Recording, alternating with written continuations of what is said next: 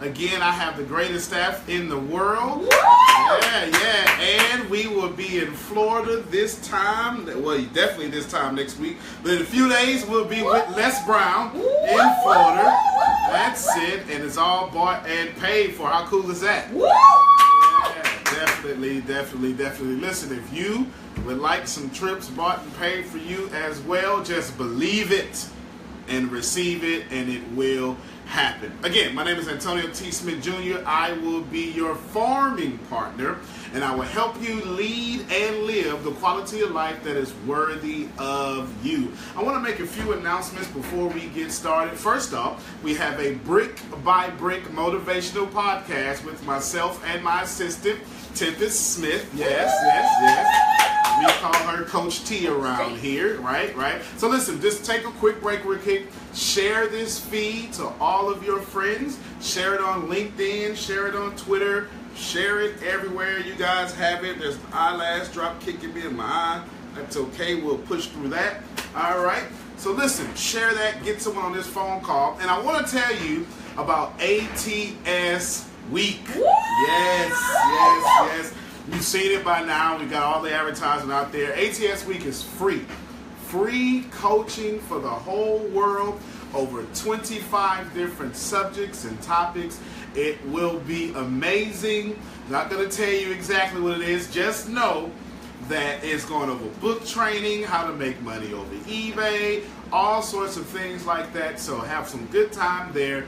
You will see it. Just go to the website, theatsjr.com. You can't see it yet, but come July 16th, it will be live, and it will last a full week. The online community in which we have, you will be able to go there and learn how to write a book. Give me some more topics. Learn how to create your own self. Learn how to make money. Social media training is probably one of the most in-depth classes. And a lot of these coaching classes that we have, that we will offer in ATS Week, will actually come with handbooks so you can take them home with you. So it offers fact-based programs, coaching, students from various countries. This is a worldwide event. We're expecting people from over 70 countries, as always, in 40 different languages. So have it there. Now, if you're ready, grab a pen, grab a pad, get your note app on your phone, do whatever you have to do. Oh, we want to thank all this feed here. I forget this feed is here. It's happening too. We want to thank all of you. Get ready to take some notes, because today I want to tell you how to see yourself as a winner. When you hear something that resonates with you, use the hashtag #PlantBetter to help inspire others after this phone call and broadcast. Let's talk today about how to see yourself as a winner. Listen, I get it. This life is filled with swift transitions. I couldn't help myself, right? Couldn't help myself but quote the old church song, but it's true.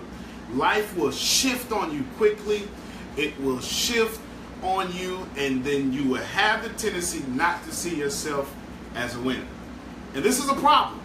The problem is, if you keep failing, and you fail over and over and over, and you keep failing, your view of yourself will become a view that does not let you lead yourself to the quality of life that is up to you. When I was a kid, I was born and raised in a trash can. Not born in a trash can, but from 6 to 14, I slept in a dumpster outside all those years. I wound up graduating out of CPS custody at 18 and going towards the Army. These were times that were not good. Mosquitoes would bite me and fly me off to places. I've seen lots of bad things happen in front of my eyes. And my environment almost convinced me that I could not do anything past the circumstances that I found myself in. And maybe that's you today. Maybe your credit score has made you view yourself as someone in debt. Maybe your income has made you view yourself as someone who can't take a trip whenever he or she wants to. And I'm here to encourage you by letting you know that just because you are in a situation does not mean that situation contains all of your value. Your situation is not your destination. And just because you are in something does not mean you are that something. Here's a few examples. You could be born in a bad neighborhood, but that doesn't mean that you are and have to be a product of that bad neighborhood. You could be born inside of a drug addicted or alcohol addicted family, but you have the power inside of you to break any curse that has come against you. There is a power inside of you that will always be greater than the hell outside of you. And you must be able to see yourself as a winner, because the moment you stop seeing yourself as a winner, you will get exactly how you see yourself. This is important. If you see yourself as always close but no cigar, then life will always make sure that you just get close, but you never get the cigar. If you see yourself in always wanting your cake, getting your cake but never having the opportunity to eat it too, that makes no sense. Because I've never bought a piece of cake that I did not intend to eat. The only time I do not eat a piece of cake that I really want is if one of my kids say, "Daddy, you want that cake?" And of course I gotta act like I'm full and give them that cake. Unless that's happening to you, okay, you eat your cake that you buy. But don't let life make you give up on life. See, now we gotta be real. Because I'm gonna give you 9 different ways. I'm gonna give you 9 different ways to teach you how to see yourself or view yourself as a winner. I'm definitely gonna do that for you.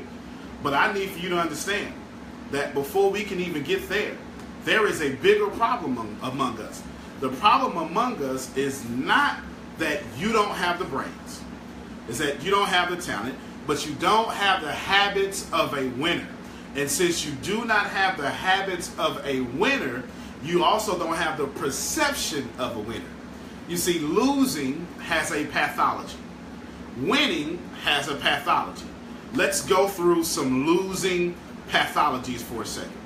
Loser pathology comes with a loser talk. I can't afford this. I can't go back to school. I can't do this. I can't have any more kids.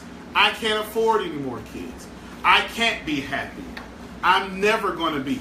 Every I'm not is a creation that you are manifesting in your life. Every single one. Every I'm not is a physical creation that you are bringing forth into your life. Losers, did you know that everyone talks about money? Everyone talks about money. Everybody talks about money. 97% of the people on earth just talk about it incorrectly. However you talk about money, that's how money is going to treat you. How you feel about money is how money is going to treat you. If you always feel like your money is running out, then your money will always be running out. If you are too afraid to check your account balance, okay, I'm talking to some people, because you don't want to see you in overdraft or at $20. When you do that, you are telling money that money has power over you. Money has no power. It doesn't even exist. You have the power to make money work for you and be a slave for you. I have a system. I have a rule that I follow. Whenever I am down to my last 20 bucks, I don't care if it's in my bank account, if it's in my pocket, if it's in, now I don't, if free financial tip, it doesn't really make much sense to have a lot of money in a checking account. It's not, inflation is there, right? So it's just losing money. Investment accounts, things like that, right? So I personally keep what I need in a checking account because it's not money working for me. Whenever I get down to my last 20 bucks, I make sure I buy a book. I made a rule to myself. I made a rule to myself years ago that whenever I'm down to my last $20, I buy a book. Why? Because I see myself as a winner. I recognize that if I'm down to my last $20, the Jack in the Box, well, this is an international call, Jack in the Box, not everywhere. Well, okay, the nasty McDonald's that I'm going to eat, right? That's not going to make me, it's not going to take out my poverty situation. The gas I put in my car is not going to take me out of my poverty situation unless I'm going to meet Les Brown. He's going to give me $1 million, or I'm going to meet Tony Robbins. He's going to give me $1 million or something right there. That's different. That's a good $20 worth spending. My point is, I'm either going to turn my $20 into some waste product, or I'm going to buy something that I'm never going to have to anything. It's never going to take me out of my poverty condition. So every time I get down to $20, every single time, I buy a book. Now, I don't just buy a book like Zane's Chronicles, okay? You understand those books, you understand. I'm not buying 50 Shades of Grey. I'm buying a book to get me out of my poverty situation. See, since I see myself as a winner, I don't think poverty deserves to be in touch with me. See, this is important. Since I see myself as a winner, I'm always in a suit. Since I see myself as a winner, I am always happy. I'm not happy because I am a winner. I am a winner, and that made me happy. See, I didn't get happy when I started winning. I became happy first, and that made me a winner. This is very important. Oprah says that she's made billions of dollars, and she never would have made $1 billion unless she had been happy. She didn't get to $1 billion and then be happy. She became $1 billion worth of happy, and then she became a billionaire. Les Brown, he says it all the time. He says the hardest thing he's ever had to do was not make $1 million, but convince himself that he deserved $1 million. Winners focus on winners. Losers talk about winners. Please write that down. Winners focus on winners. Losers focus on winners. Okay, winners, got some confusion out there. It's super simple. Winners are only focusing on winners and thinking about winners and eating with winners and talking to winners and buying from winners and reading winners. Losers are talking about winners. I'll give you some examples. I know more about some lady named Black China and Rob than I know. I didn't even know. I think I knew. I don't even know these people. But my Facebook timeline was riddled with whatever happened between these people. And it was, I say this with kindness, lots of people not living their dreams. Gossiping about people living their dreams. This is a pathology of a loser.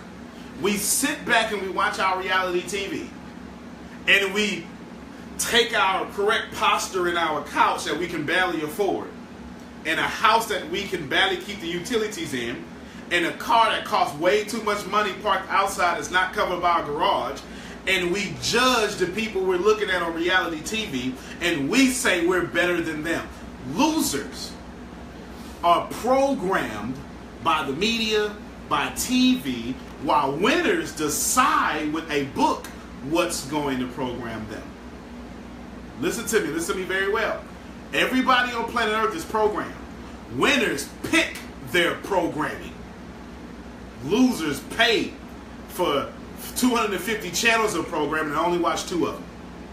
Be very careful, because winners focus on winners, losers talk about winners. Michael Phelps, in this last summer Olympics, him and this guy, I can't remember this guy's name, but they were back and forth in the last Olympics too, 8 years ago in China. And no, I don't think the one 8 years ago was in China. But this is 2016, and then China was 2008. Whichever one it was, okay?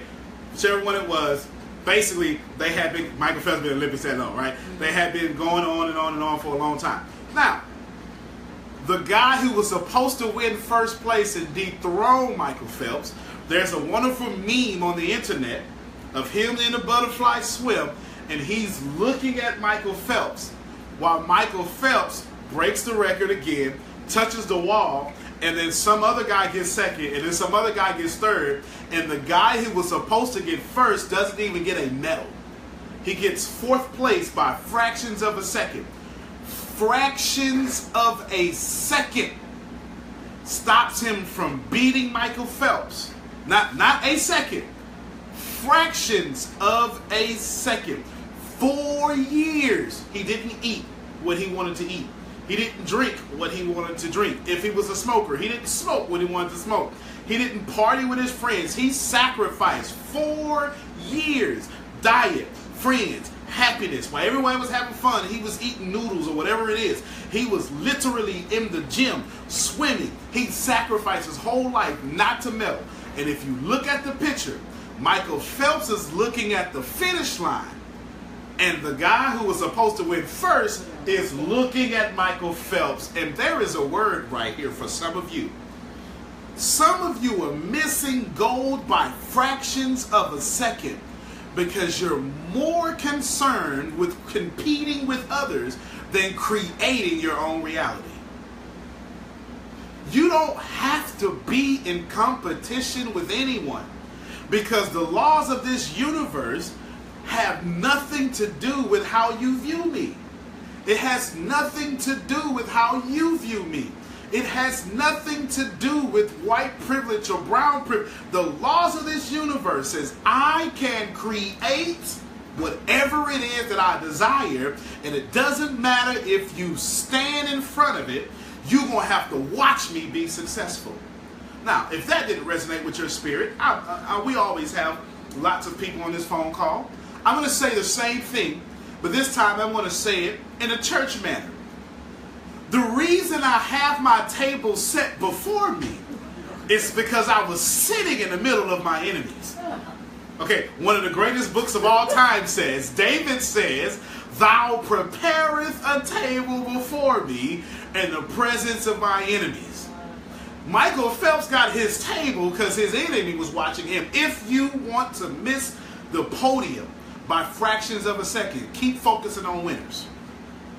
Keep comparing your weight loss to your friends. We are creatures of association.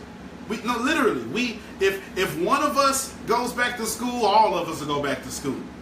If one of us loses weight, all of us are getting to the gym. The problem is that's great. That's called social engineering. Social engineering is good or bad. So if you have that, that's great.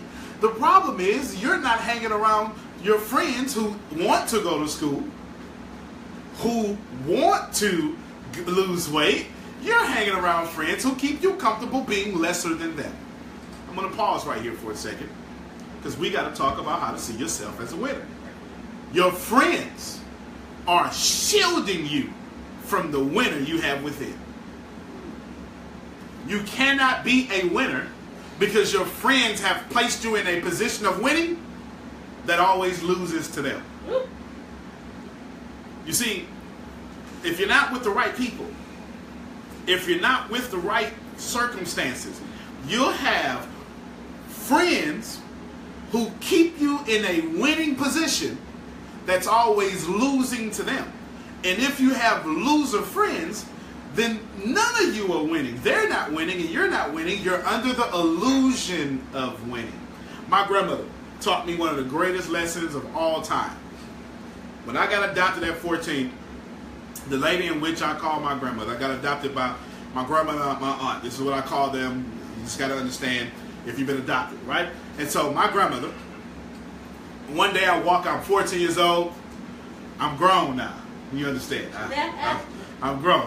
I know none of you were grown when you were 14, but I was grown. You understand? I was completely grown at 14.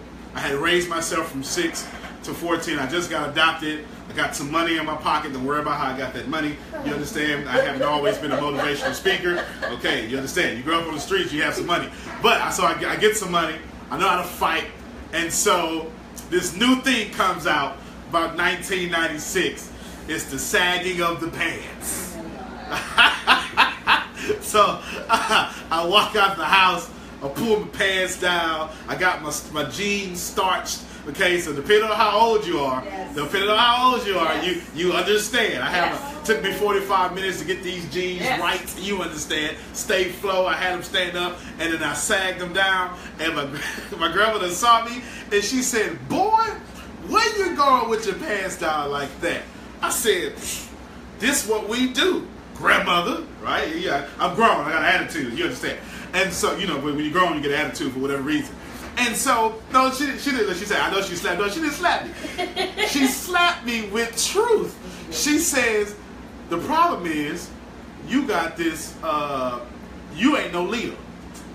I said, wait a minute now, because she always tell me that she's a leader. I know I'm a leader. I'm leading my crew. Matter of fact, I'm sagging my pants because my crew expect me to. I lead them. And she say, you know what peer pressure is? I said, no, ma'am. She said, peer pressure is trying to be like other people. You can't see me over the phone, but I am still offended by what she said. I am still appalled. But that was truth. The truth was the peer pressure to conform almost changed the trajectory of my entire life. That's the last time I ever pulled my. If I pull my pants down now, I'm going to the shower. That is it. That's about it. I'm serious. Like, I was conforming to be like everybody else, and that was the true definition of peer pressure. And it offended the leader in me because I was a trendsetter. But how many of you are conforming because the people around you that you're quote unquote leading are changing the trajectory of your life to $20,000 a year when you were meant to get $20 million a year? It is your birthright to speak at one place or event one app to where you make more in a day than people make in a year. That's your birthright. It is your birthright to literally make enough money to when you die, you don't have to start a GoFundMe campaign for me to bury you. It's your birthright for you not to conform, but for you to transform. So I want to teach you how to see yourself as a winner. Okay? Few things, 9 things. Number 1, do not limit your joy. Yes, why did I start off with that? Listen, every loser on planet Earth is unhappy. Anybody losing in finances, listen, matter of fact, if you're happy, but you lack in an area, you're unhappy in that area. Think about it. I'm telling you, you're unhappy. Somebody said, I'm not unhappy, I feel great. Okay, you feel great. How's your finances? Well, you know, I'm not. Okay. When it comes to money, you're unhappy. You don't like the way money is treating you, and you're dodging your phone. I don't know no 1-800 numbers. I haven't called these people. You understand? I wish I had some real folk that, you know, my daddy ain't here today. You understand? You understand? Wherever you are lacking in life, you have an absence of joy. Okay? Examine your life. Right? Repeat after me. Examine your life. Yes, thank you very much. Examine your life and listen, honestly, write this down. If you lack in an area, you lack joy in that same area. Now, if you want to fix it, here's how you fix it. Attack that area head on and ask yourself, how can I get joy in this area? Maybe it's finances. Ask yourself, okay, I don't like that when I get my paycheck, it's completely accounted for and I'm broke in 2 days. Okay, all right. I got an amen over here, right? Okay, I don't like that. Ask yourself, how can I be happy in this area? Watch it. If you cannot figure out how to be happy in that financial area in which makes you sad, it means one thing. Your level of consciousness doesn't have a solution. Get you a mentor. You cannot solve a problem with the same consciousness that created it. So if you haven't leveled up in life in that area of unhappiness, you need to get you somebody that can get in that area and teach you how to become happy in that area. This is why people like me exist. This is why your financially intelligent grandmother exists. This is why financial fiduciaries exist. That's another phone call for another day, right? This is why people like that exist, because you don't know how to be happy in that area. So instead, they come in and teach you the steps necessary to be happy in that area. Guys, listen. The moment you start letting people take your joy, it's the moment you stop seeing yourself as a winner. Remember when you were on the track as a kid, when you had your track thighs going on and you were skinny, you had a six-pack all the way up to your neck, you understand, right? When your arms were all that, they didn't flap or anything, and you could eat like 8 hot dogs and not gain a single pound. You remember those days. When you were winning gold medals, were you unhappy? Now, the process of tearing your body apart to win those gold medals, when you won, did you say, this hurt, or did you say it was worth it? It was worth it. Winning people have joy. Winners have joy. If you don't have joy in your life, start with little small victories. Start being grateful for the fact that you can breathe on your own. You're unassistedly breathing. You don't have a colostomy bag next to you. There's no catheter inside of you. Okay, be happy with that. Be happy with a full head of hair. If you're balding, be happy with the fact that you can shave your head and still look good. If you can't shave your head and still look good, be happy with the fact that you make that balding look very good. If you have gray hair, your gray hair looks good. Whatever it is, find something about you. I wear glasses. Well, these glasses make me sexy. Whatever it is, find a small victory and start celebrating that. Then find another. Celebrate that. Then find another. Celebrate that. And then find 60 more and celebrate that. And you'll find out you're 62 levels higher than where you were before you started being happy. I cannot take joy from you. You can only release it. I can never take your joy. You can only release it to me. Joy is not something I can rob from you. I am not God. I don't own time, and I most certainly don't own you. The only way that I can take your joy is if you freely release it to me, and then I take it as you relinquish it. Some of the people in your life, they're not taking your joy. You keep giving it to them. It's time to take your power back. Number 2, don't forget what hurts you. You see that segue? Some people taking your joy. See, don't forget what hurts you. Here's what's important about that. Forgive.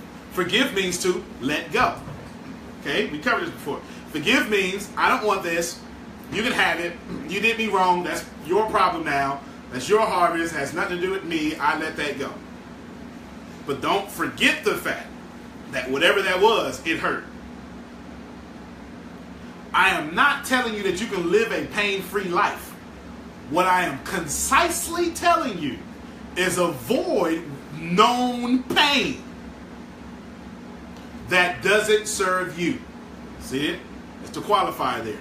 You must avoid pain that does not serve you. If you avoid pain all the time, you're a loser. Because you can't get muscles if you don't go through pain. You can't give birth to your beautiful children if you don't go through pain. You can't eat a peppermint without just minor pain or the crunching and cracking of the peppermint to your teeth. All right? Everything in this world is pain. I mean, seriously, you cut your teeth or your gums, pain. Your bones grew, it was pain. You can't avoid pain. But the cutting the teeth through the gums was a pain that served you. See where I'm going? The stretching of your bones was a pain that served you. Not buying those red bottoms that cost, how much they cost? $900. That was painful then. But since you have your own house at 27 years old, it was worth it. 37 years old, worth it. Because where I come from, people never become homeowners. Ever. Ever. Where I come from, only one person is a homeowner, and 17 people, grown people, live with that one person. Grandma. I'm just telling you where I come from. That may not be where you come from. But where I come from, 17 people got one address on their license. So when we get kicked out from doing whatever we shouldn't have been doing with our girlfriends, we go back to grandmother couch. I wish I had somebody, right? You understand what I'm saying? So the pain that does not serve you, remember that and avoid that like the plague. Does that make sense? Your job is to guard yourself from energy leaks. Listen, you only have so much energy. That's it. Like that's it. Today, you have a certain amount of energy left. It makes no sense to let someone come around you and drain you of such energy. The more you give them your good energy to negative situations, it's the more you'll stay in poverty. Number 3, don't die in the fight. There are far too many of you breaking down in your cutback seasons. Listen to me. I'll prove it to you. Watch this here. Watch this here. What's the first season of the year? Okay, fair enough. She said winter. January is winter. Second season? Spring. Does it happen all the time after winter? Yes. Yes, 100%. She said no. She I don't know where she was going. Does spring 100% come after the winter? Yes. And what about what comes next? Summer. Okay, summer. As she's feeling. Right? And then what comes after summer? Fall. Fall. Interesting. So you mean to tell me that spring is always coming after winter? Do you go plant potatoes in the winter? No. So you mean to tell me that nature itself has designed for you to be in some sort of cutback at least 3 months a year? Why are you complaining? No, I just literally took away your reason to complain. Your life is meant to go through wintertime. Let's go through it again. Okay, so let's start in March now. March is spring. And then there is Summer. and then there is fall. Okay, now what do you do in fall? You plant new seeds, not for winter, for the spring. Okay, did you see what just happened there? In order to view yourself as a winner, you have to first recognize the seasons of your life.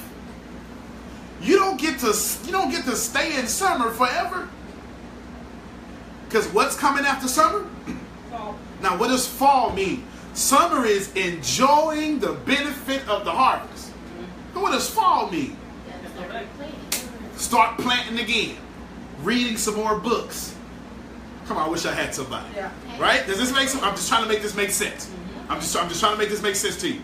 If you're in summer and you got on your bikini and your summer body, you understand that you're going to plant a little bit, put on a little weight, just a little bit, because you know grandmother cooks real good sweet potato pies. Okay, the pecan pies. You understand. Okay, we're in the South. I don't know what y'all eat, but you understand. Right? Okay, and now check this out. But in the fall, do you expect to reap great harvests in the fall? No. Because that's not what fall is for. Okay, I'm going somewhere. Just keep watching. Right? Now, in the winter, do you go out there and plant in the snow? No. Okay, some of you are killing yourself in the winter trying to do summer things. In the winter, start learning how to form again. Pick you up a book. It's your cutback season. Why are you there's people I know. It's always too hot or it's always too cold. They never have a good day. In the wintertime, ooh, child. Ooh, you know what? I hate the wintertime. I thought you said I hate the summer and the wintertime. I like to dress up though, but it's cold in here. It's cold out here.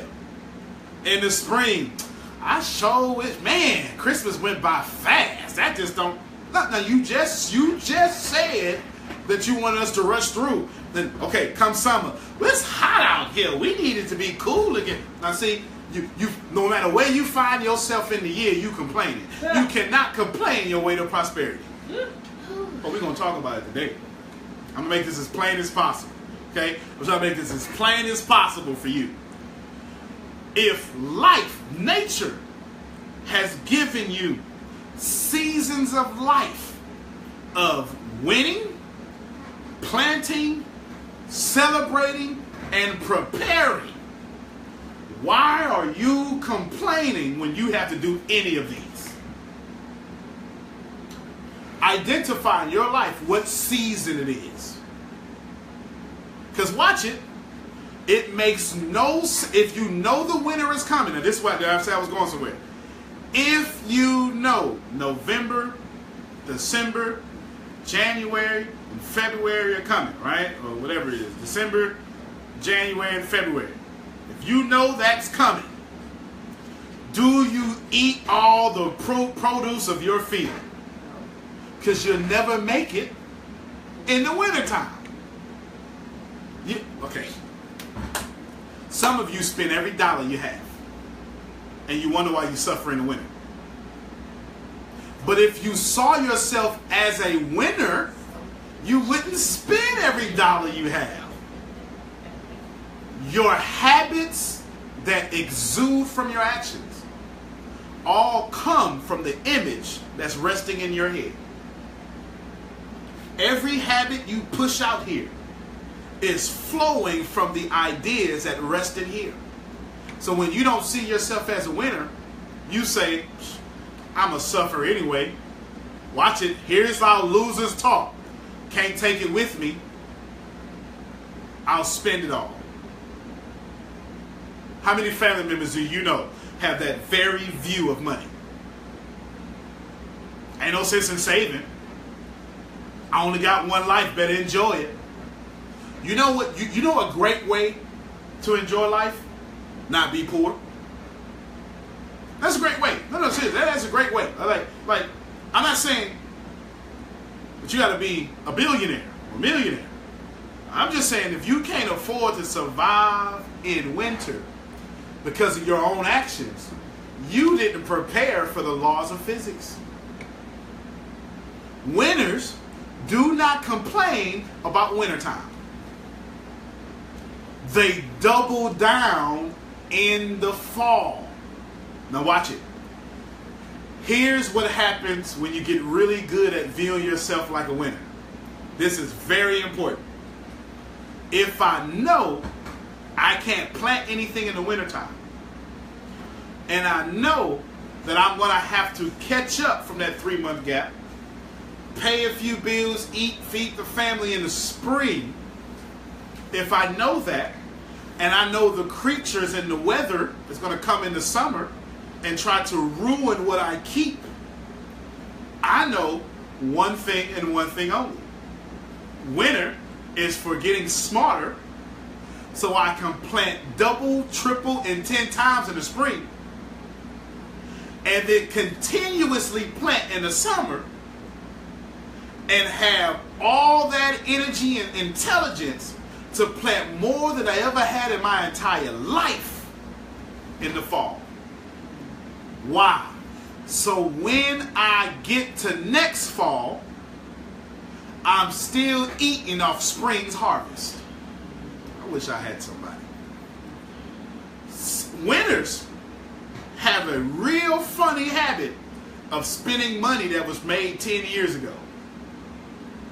I haven't even touched 2017 money.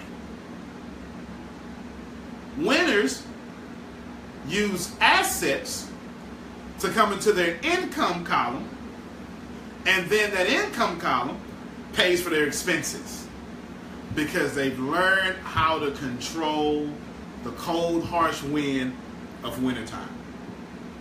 Illustration I love to tell. Young boy walks out the house in the spring. Dad, that's a beautiful tree. What makes trees beautiful? Dad says, well, son, you know, the leaves, the way they blossom and the pink they are, that's what makes the trees beautiful. Time goes by. Little kid walks out the house in the wintertime, about November. He says, Dad, why is that tree ugly? Why doesn't it want to stay pretty like mommy? Dad says, no, son. The tree isn't ugly. The tree just understands. In order for it to survive the cold, harsh rain of the wintertime and the snow, it must shed what you think makes it look beautiful. So we can divert all the nutrients to the roots so it can be beautiful again in the spring. And all I'm trying to do is tell you, it makes no sense that a tree has more consciousness than you. The tree is here to serve your consciousness. And some of you are going through the wintertime in your life with friends that you think make you look beautiful, but they're actually siphoning your blessings. Just like the leaves will take from the water, if the tree don't shed the leaves will starve the tree. Some of your friends are starving you. Some of you have very bad friends and they're starving you right now. They're taking everything from you.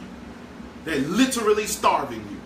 They're taking your blessings, your happiness, your peace, your wealth, and your health. They're taking it all. And you saying, girl, just keep staying with me. I'm so glad I don't have to be alone. I'd rather be alone and happy than surrounded by people who make me ill. Next number. I already know which one I'm on no more. Number 4. Don't use perfection as an excuse. Yes. Do not use, listen, that so-called perfectionism you have that comes from low self-esteem. That's you still trying to impress some man or some woman, some mom, some dad, about when you were a kid, nobody paid attention to you, and now you're 45 years old, and you think if it's ever going to get done, it's got to get done your way, and you got to put your hands on it yourself. All that is ignorant thinking, because Apple didn't make the perfect iPhone. They still ain't made the perfect iPhone. But they made almost $1 trillion being productive. I wish that I can tell you. I wish I could open up your head right now and pour into you productivity and take out perfectionism. It is better to be productive on your way to making the perfect product than to get ready, then to get ready, and to get ready, and to get ready, and to get ready for the perfection. Because by the time you actually get it perfect, you won't even have an audience. Because somebody like me would have put out an effective product and stole your whole demographic. So, hey, you be perfect, I'll be rich. Number 5. Don't live in the past. Yes. You cannot go to your future living in your past. T.D. Jakes says it this way. The more you travel to your dreams, the more you run to your dreams, at the same time you're running, you're distancing yourself from your past. If you don't want to be the old you, don't focus on that. Focus on your dreams. Because the more you become the best-selling author, is the more you're not the little kid in poverty. When I wrote my first book in 2014, I sat there. And this is honest God true. I sat there 2012 trying to write this book, sounding like other people. 2013 came, sounding like other people. Then I got mad. I said, you know what? I like me. I really like me. And I put my personality in my book. You say, she's reading it right now, right? Like my first book, Keep Walking, is completely me. Like some of this stuff, and even like, oh my God, I can't believe he said that. It became a bestseller in 24 hours. Because I decided to distance myself from my past. What was my past? Trying not to embrace myself. How many of you out there are not embracing you because somebody convinced you you're not good enough. And I'm here to tell you, you are enough. And I wish that I can open your head up again and pour those 3 words in there. I am enough. Because you are source unlimited. God in physical form. You are literally here to be great. But you cannot live a great life when it's somebody else's. You can't lift obstacles with somebody else's muscles. You can't sing with someone else's voice. You just can't do it. Everybody's not Beyonce. That's okay. Be Adele. See, I really, really like Adele. I like Beyonce too. I'm not talking about anybody. But let me tell you why I like Adele. I really like Adele for two things that, besides the fact that she's awesome, she dropped great albums. 2 things Adele did in this order that just made me love Adele. She got body shamed on Twitter one day. And she got body shamed because she's not as skinny as a cell phone. You understand?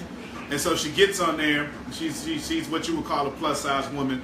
In my culture, she's a mighty fine, good looking woman. You understand? But different cultures have different tastes, right?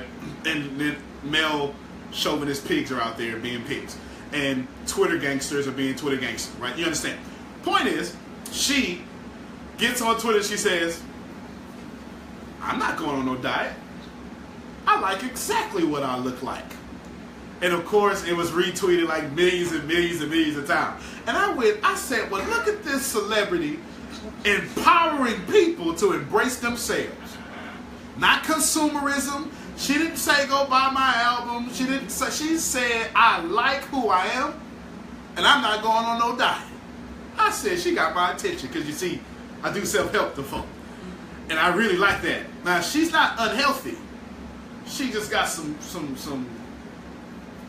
curves. I was trying to respect the sacred place in here, right? She's got some curves. You understand? Now, second thing she did is one award year this year, last year, she gave Beyonce all the props. She was like, oh my God, your album inspired me so much. She's up against Beyonce.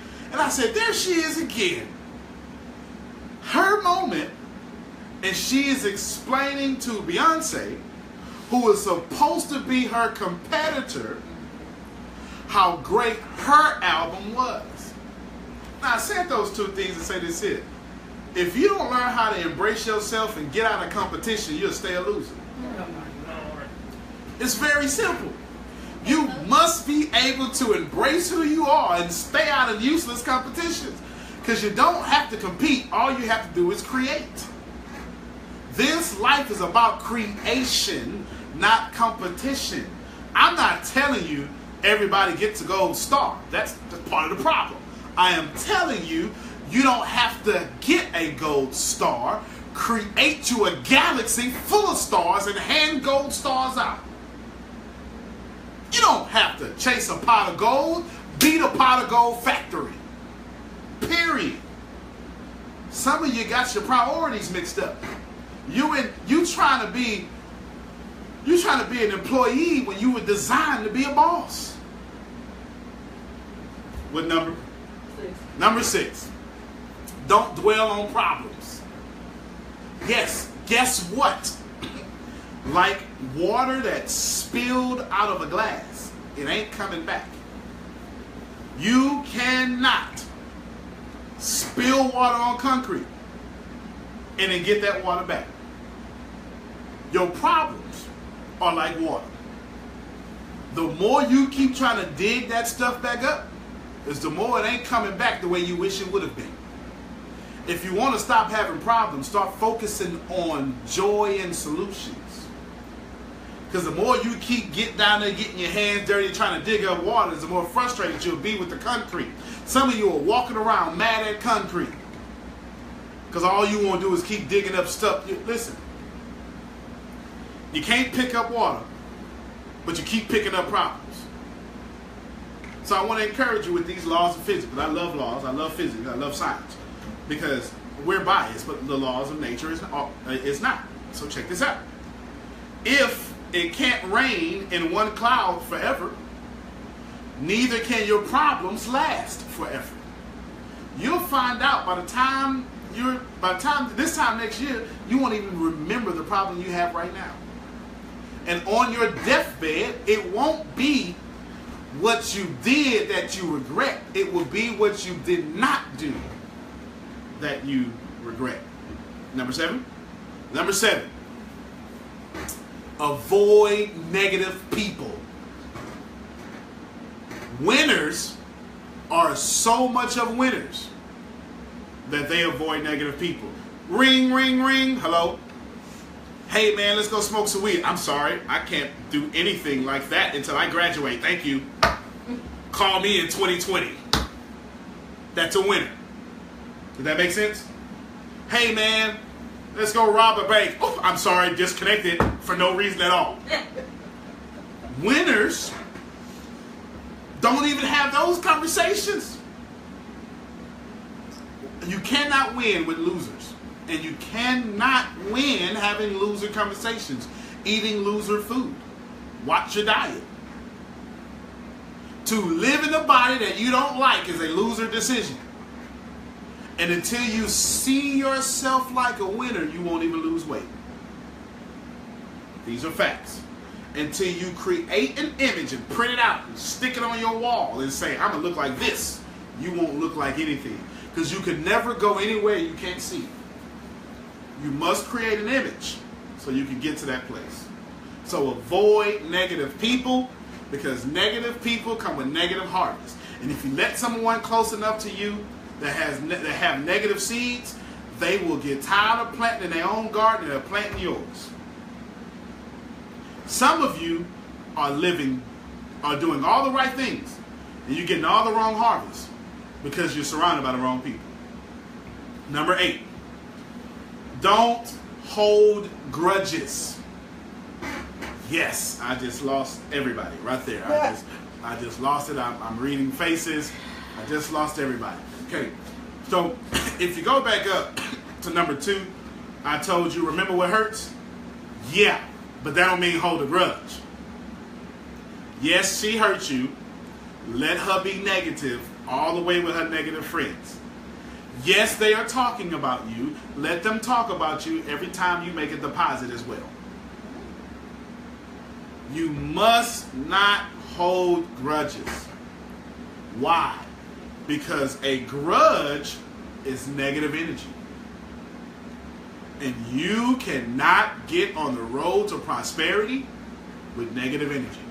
The road to prosperity is very petty. It will not let you be on that road if you don't qualify.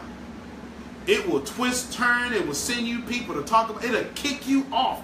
The road to prosperity is as petty as a 16-year-old kid with a keyboard. I'm telling you. The road to prosperity is petty. It will not let you on there if you belong in poverty. One surefire way to stay poor is to hate people. Write that down. If you want to stay poor, hate people. Because all your blessings are going to come from people.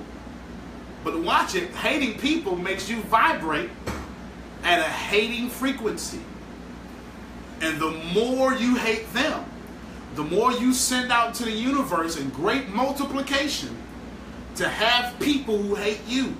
And the people you're trying to impress will hate you because you hate someone else. It is a law. What you put out, you will get back. Finally, number 9. Say no. Yes. 97% of the time.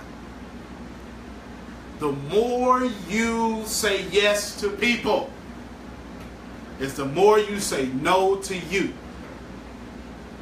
The more you move my furniture every weekend, the more you give me money every weekend, is the more you don't have money for you. Okay, those are simple. The more you work on your boss's dreams and get home and be too tired to work on your own, is the more you keep yourself in that system of working slavery, the rat race, and then you're a slave to your debt. And the more you have to pay off your debt is the more you have to keep going to a job you hate.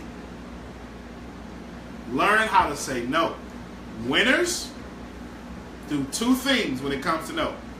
They say no 97% of the time, and watch it, they say no and don't feel bad for it. I dare you to come to me right now with something that does not serve me or my team. If I don't have time to do it, you're going to get no. And I'm so good saying no, I don't have explanations with my no. I just say no and leave you wondering. And then when you go, why no? Because I said no. That's not rude. What is rude is me spending my good energy and brain power doing stuff that doesn't serve me or my team and keeping y'all in poverty because I'm nice over here. Makes no sense. Makes no sense. It's my job to take us out of poverty. But he don't know how to say no to her. Every time she come around, every time he come around, we might as well go home, y'all. His attitude gonna change. You'll never say that about me. I'm gonna tell you no, and I'm gonna wish you great blessings in finding the one who tells you yes. 97% of the time. Hey man, let's buy this building. Nah, I'm good. I'm good. But it's a good building. Where the numbers at? I ain't got no numbers. Woo, definitely no. Right? This is a super no now. Super saying no. I'm about to get glow and get blonde hair, right? Just super no. Super saying no. Listen, say no 97% of the time. Okay, I get straight Goku on you. Say no. You don't watch Dragon Ball Z? No. Baby, stop the whole phone call. You don't do Dragon Ball Z? No, I'm good. Shame on you.